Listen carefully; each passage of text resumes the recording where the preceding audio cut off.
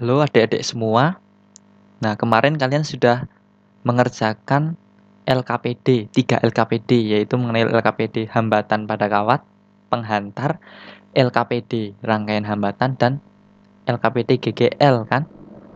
Nah, sekarang kita bahas beberapa soal di mana kalian itu banyak mengalami kesalahan. Nah, kita masuk yang pertama LKPD hambatan pada kawat. Soal yang banyak salah yang pertama itu hambatan seutas kawat adalah 60 ohm. Jika kawat itu ditarik sehingga panjangnya menjadi 2 kalinya, maka nilai hambatannya menjadi titik-titik. Nah, diketahui R1 itu sama dengan 60 ohm, L1 panjangnya L, misalkan panjangnya L, kemudian L2 sama dengan 2L. Jadi ditarik sehingga panjangnya menjadi 2 kalinya. Nah, ditanyakan R2 atau hambatan setelah kawat tersebut memanjang 2 kalinya. Nah, kita ingat, kawat itu benda padat. Kawatnya itu sama, tidak berubah. Awalnya misal kawat itu dari tembaga, tidak mungkin ketika kita tarik 2 kali berubah menjadi dari seng kan. Nah, otomatis kawat itu ya sama, bahannya sama, tidak berubah walaupun kamu tarik. Nah, di situ berarti menunjukkan rho-nya sama. Rho 1 sama dengan rho 2. Nah, karena kawat itu benda padat, maka volumenya juga sama. Volumenya itu tidak berubah. Tidak seperti gas yang bisa pergi, ataupun air yang bisa mengalir, yang tumpah, sehingga volumenya berubah. Nah, ini kawat ini benda padat, volumenya tetap. Nah, karena terjadi perubahan panjang, maka otomatis agar volumenya tetap, dia juga harus mengikuti perubahan luas penampangnya. Ingat, kawat itu bentuknya silinder biasanya kan.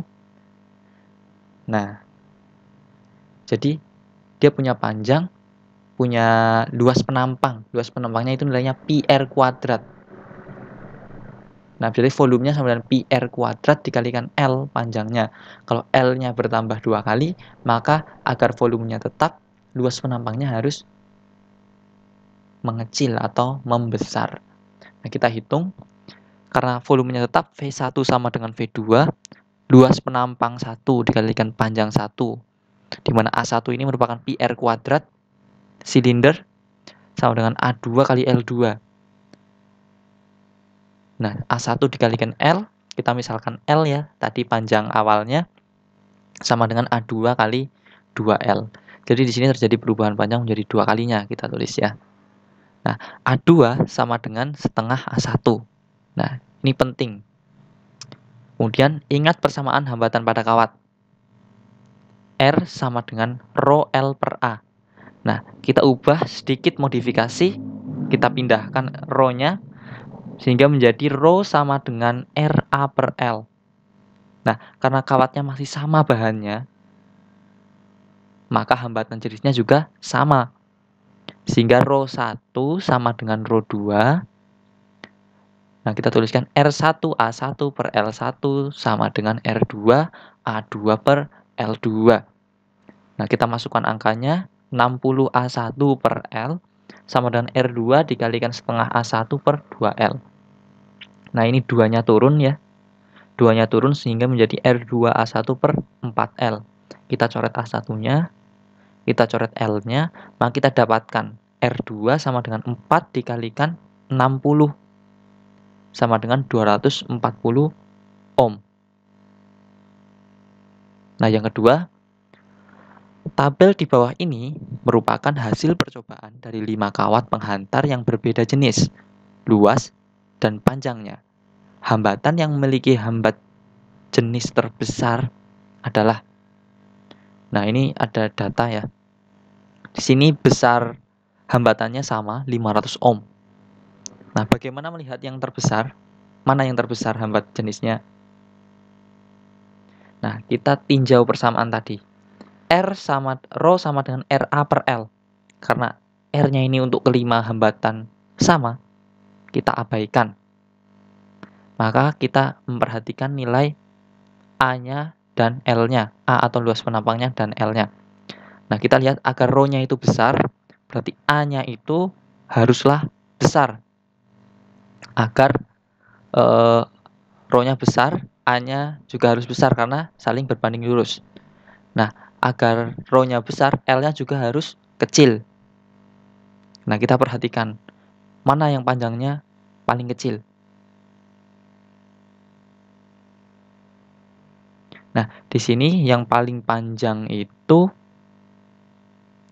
yang panjangnya paling kecil itu yang setengah L. Setengah L, yang paling luas itu 2A. Iya kan? Nah, berarti jawabannya adalah hambatan nomor 5. Maaf, ini salah ketik ya. Hambatan nomor 5. Kita ubah ya. Hambatan nomor 5. Kenapa? Karena rho itu berbanding lurus dengan besarnya, karena besarnya sama kita abaikan. Berbanding lurus dengan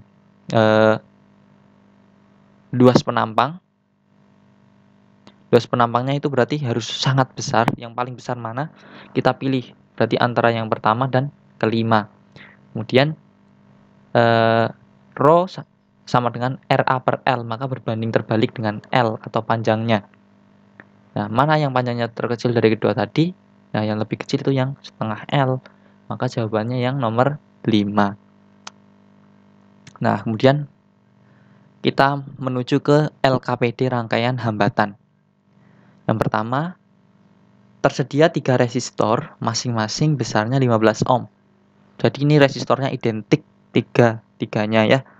Besar hambatan pengganti yang tidak mungkin untuk ketiga resistor tersebut adalah, nah, kita kan ada punya 3 resistor. Nah, kita bisa membuat skema rangkaian. Mana sih rangkaian yang mungkin untuk 3 resistor itu? Nah, kita buat di sini saya menemukan 4 skema yang mungkin untuk ketiga resistor. Yang pertama rangkaian seri, ketiganya di seri. Nah, kita dapat hambatan penggantinya begini, nilainya 45 ohm. Yang kedua, kita semuanya ketiga-tiganya kita paralelkan. Nah, kita dapatkan besar hambatan penggantinya sekitar 5 ohm. Ini menggunakan persamaan ini, kita dapatkan 5 ohm. Nah, kemudian yang ketiga, 2 hambatan kita paralelkan, kemudian kita serikan.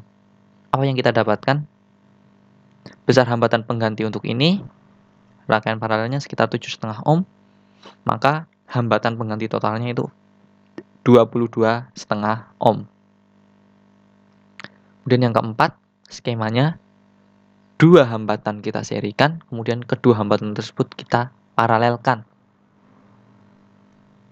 dengan yang ketiga. Nah, kita dapatkan untuk hambatan seri ini, hambatan penggantinya 30 ohm, dan hambatan pengganti total untuk sistem ini 10 ohm.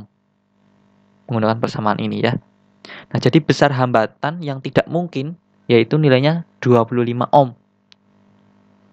Nah, di sini kan tadi dapat 10 ohm, 22,5 ohm, 5 ohm, dan 45 ohm.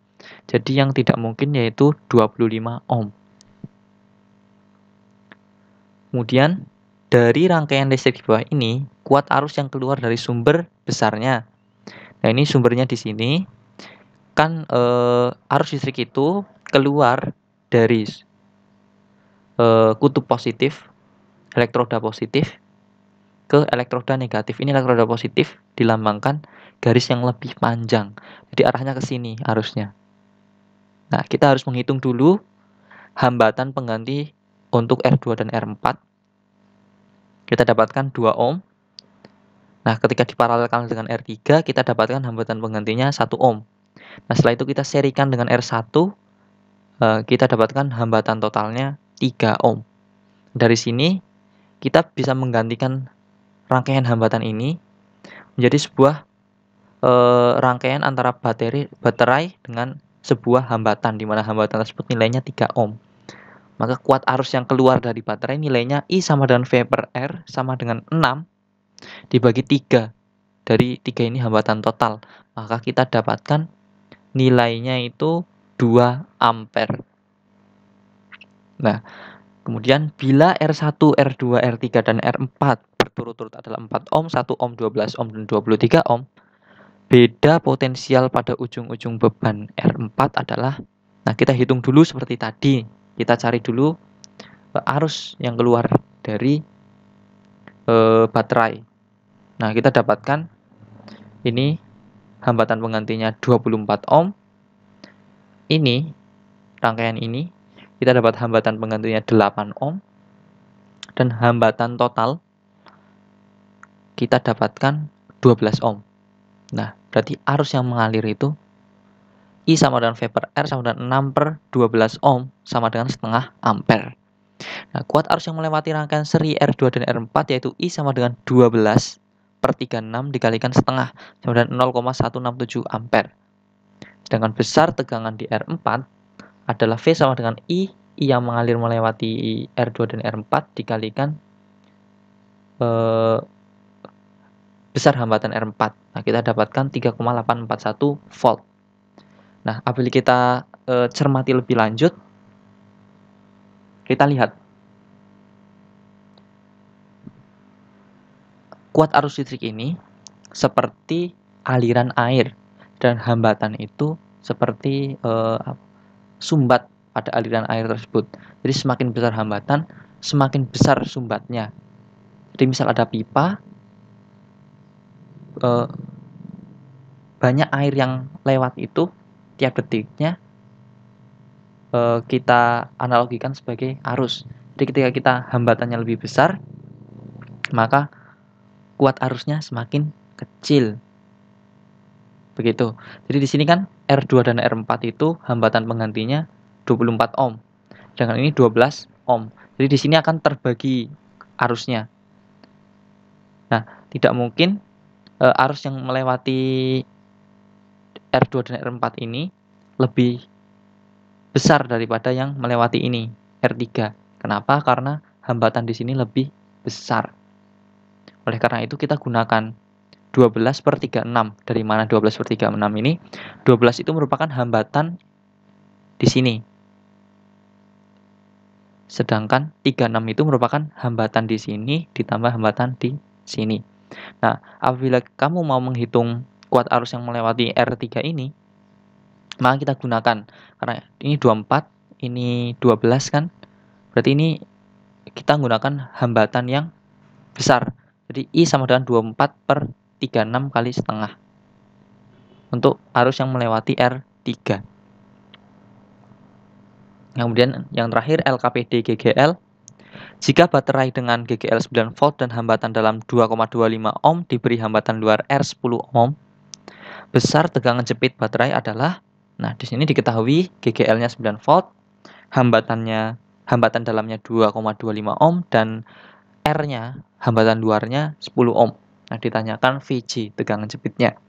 Nah, kita jawab dulu. I sama dengan epsilon per R plus R menggunakan persamaan GGL. Kita dapatkan I-nya 0,735 ampere. Dari sini tegangan jepitnya sama dengan epsilon dikurangi IR, R kecil. Nah, nilainya nanti didapatkan 7,365 volt.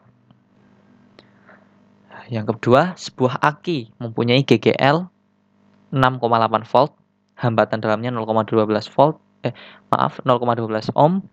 Jika aki dipasang pada rangkaian dengan hambatan luar 0,56 ohm, besar kuat arus dan tegangan jepit rangkaian adalah.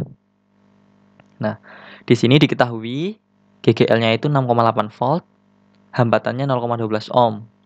Hambatan luarnya 0,56 ohm. Jadi caranya sama seperti soal sebelumnya. Kita cari arusnya menggunakan persamaan GGL epsilon per R plus R kecil. Nah, kita dapatkan epsilonnya 0,8, R plus R-nya ini 0,68. Kita dapatkan arusnya 10 ampere. Nah, tegangan jepitnya sama dengan epsilon min I dikalikan R kecil. Kita dapatkan 6,8 min 10 kali 0,12. Kita dapatkan 5,6 volt. Jadi tegangan jepitnya itu 5,6 volt. Sekian, terima kasih.